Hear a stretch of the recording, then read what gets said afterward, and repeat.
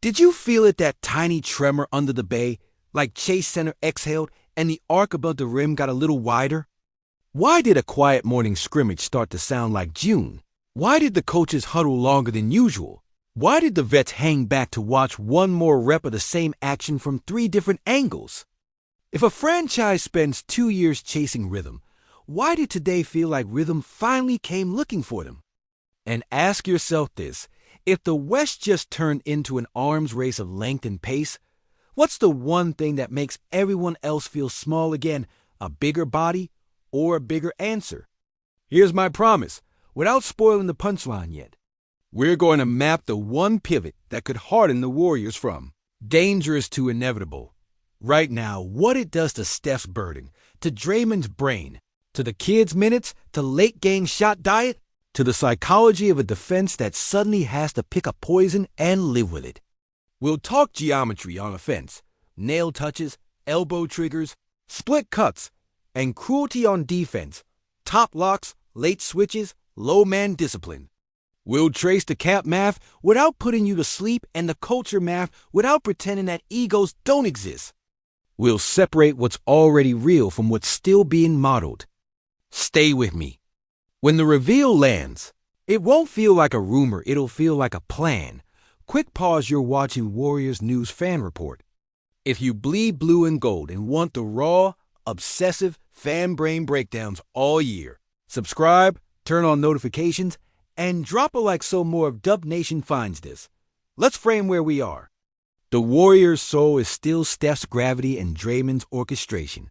The art that turns 5 guys into a moving puzzle the other team can't quite solve. But the postseason is a different language. It's not highlight speed. It's decision speed. In that language, you win not by being prettier, but by being more inevitable, forcing the first read to be late and the last shot to be something you chose. Lately, Golden State has lived on narrow margins. When the movement sings, they cut teams to ribbons. When the timing stutters, possessions turn into heroics. That's not a plan. That's a hope. And this core is too great to live on hope. Zoom out to the west, and it's an altitude test. Denver makes you choose between a top-of-key nuke and a pocket pass dunk you can't foul. Minnesota turns every rebound into a courtroom where your smalls are the defendants. OKC runs you until your second unit begs for a whistle. Phoenix stacks shot makers and dares your help to arrive on time. You don't survive that gauntlet with good vibes. You survive it with a closing style that travels whistles or no whistles, home or road, legs fresh or legs heavy. You survive it with a piece that compresses the floor vertically, the way Steph stretches it horizontally. You survive it with a closer that doesn't just make shots. He makes choices for the other team. Here's the headline you came for.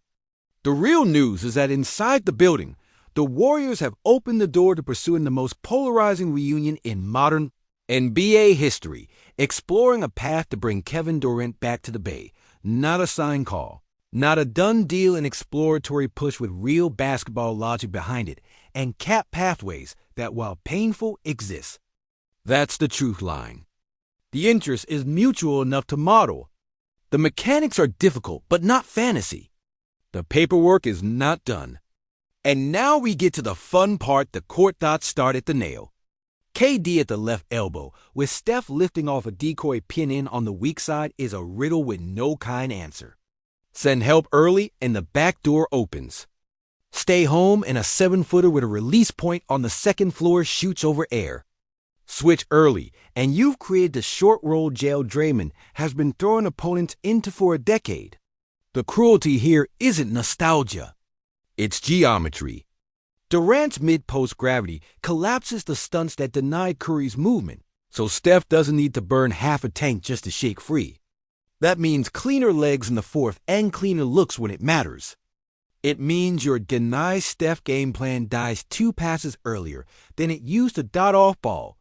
The menu gets meaner. Spain pick and roll with Steph screening KD's defender. Go slip to flip the matchup.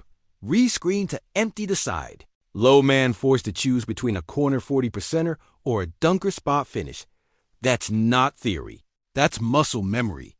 With KD as an elbow hub, your oh no, possessions become of course possessions. The kids profit too. Brandon Podziemski as a second side decision maker against a bent defense is a classroom with a trophy case. Moses Moody's job gets simpler and more valuable. Defend your yard, sprint into space, catch ready, shoot on balance. A vertical spacer's life gets easier because the tag is late. The lob becomes a business expense. Defense is where you read this team's ambition. KD's best Warrior defense wasn't shut down the star. It was erase the second action, close the corner with length, take away the skip, and turn every pick and roll into a one-option survey. Put Butler, already in-house and loud in the right ways, on the primary wing.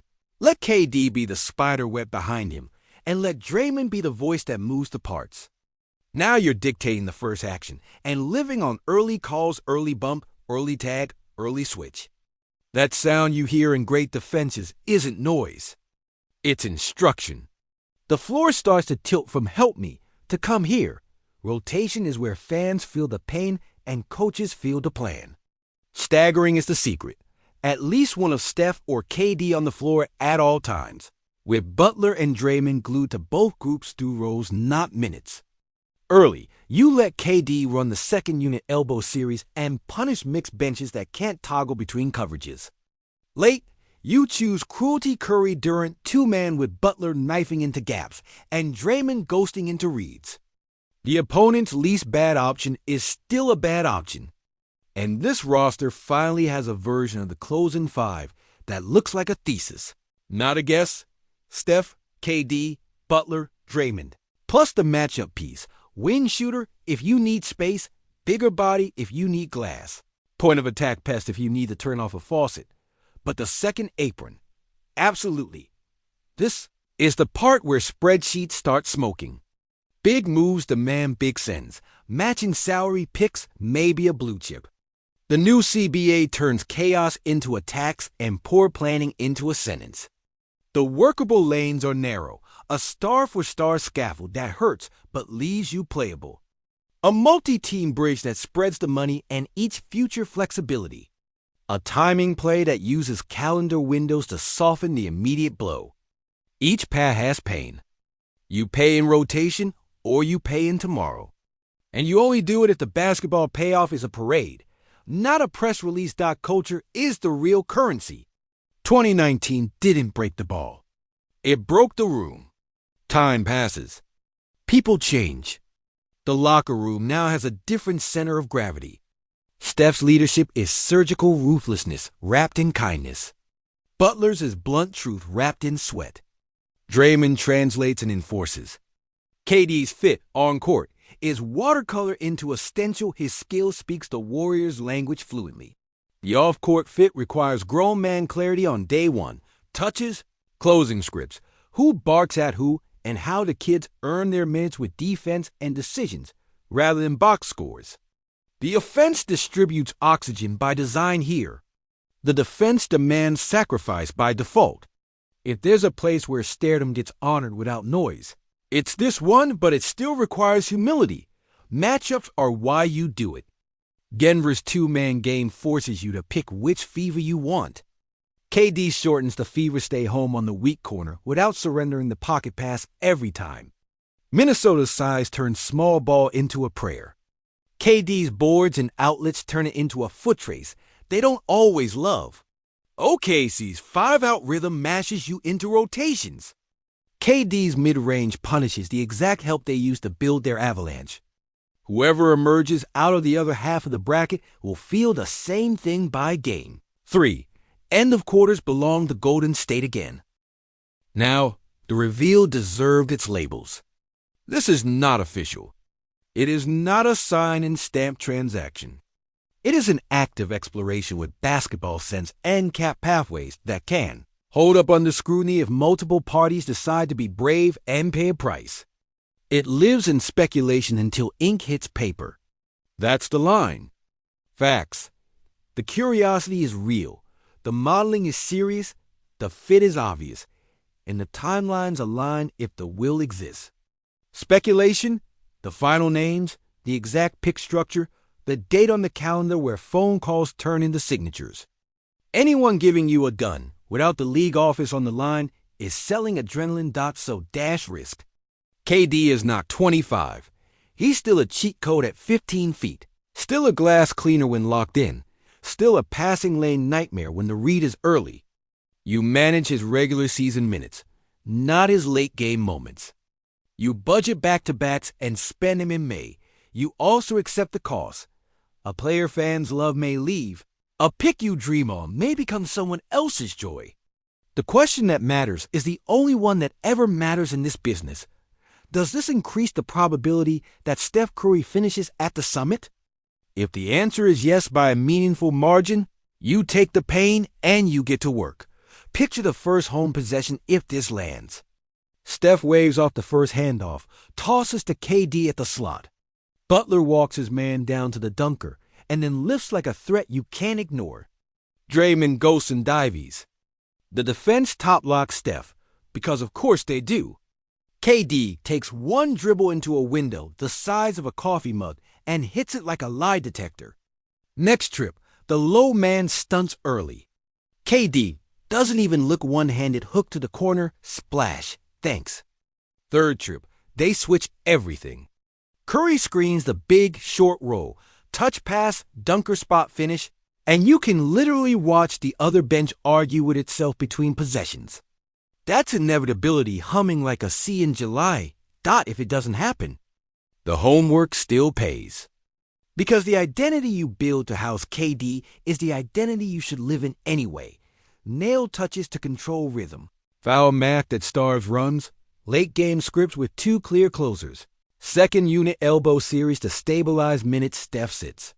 You can install the software even if the biggest plugin never downloads. And with Butler already in the building, you're not chasing ghosts. You're adding teeth to a bite that's already visible. My opinion before we close. Stamped and clear. If the path preserves enough defense to hunt stops in May, enough guard play to survive the second quarter, and enough flexibility to patch the bench by February, you do it. You pay a price that hurts, but doesn't hollow. You tell the truth in the locker room on day one, and you lean into a closing style that makes the sport small for everyone else. If the ask strips you to the studs with no war chest left, you pass and you play like you have KD anyway. Pusher the nail, punish switches, live at the line late, and let Steph's genius do what it's always done. Bend the sport. Either way, the standard is set. The window isn't a metaphor, it's a clock. And the Warriors finally look like a team that knows exactly what time it is.